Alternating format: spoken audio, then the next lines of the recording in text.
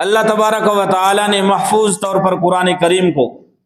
جبرائیل کو دیا، آسان لفظوں میں سمجھا رہا ہوں،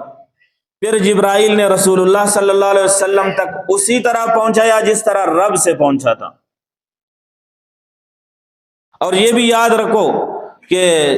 جبرائیل امین نے رسول اللہ صلی اللہ علیہ وسلم پر جو قرآن کریم کے بارے میں آمد و رفت ہوئی ہے 26,000 دفعہ،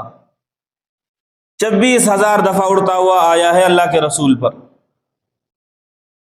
اور اسی طرح قرآن کریم کو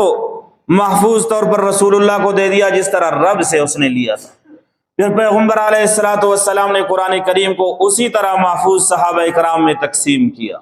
اور صحابہ کرام نے پھر جانوں کا نذرانہ پیش تو کیا مگر قرآن کریم کو ضائع ہونے نہیں دیا۔ صحابہ کرام کے ہاں قرآن کریم 7 کوشوں میں نہیں ہوتا تھا، افت پچٹ قرآن کریم قانون ولا پیش تمینا ٹیما خانتیا تخینات پیش تمینا بس قرآن کریم نہ انا زیارت کرے انہوں نے انشاءاللہ نقصان وفق، یہ قرآن کریم کا حق نہیں ہے۔ اور سال سال پہ پھر اس کے کپڑے بھی تبدیل کرے کیونکہ قرآن کریم کی حفاظت ہو جائے، یہ اس کا حق نہیں ہے۔ چنانکہ استاداں خوان آنے تھی دا سپیر مسونے قرآن اتنے قرآن بفق تھی مگر مسلمان ہے،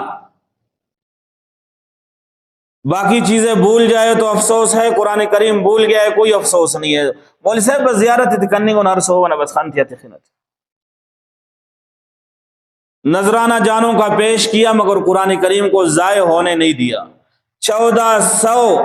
حافظ قرآن شہید ہوا مگر قرآن کریم کو ضائع ہونے نہیں دیا۔ پھر صحابہ کرام نے تابعین پر قرآن کریم اسی طرح محفوظ پہنچا دیا جس طرح رب کے ساتھ محفوظ تھا۔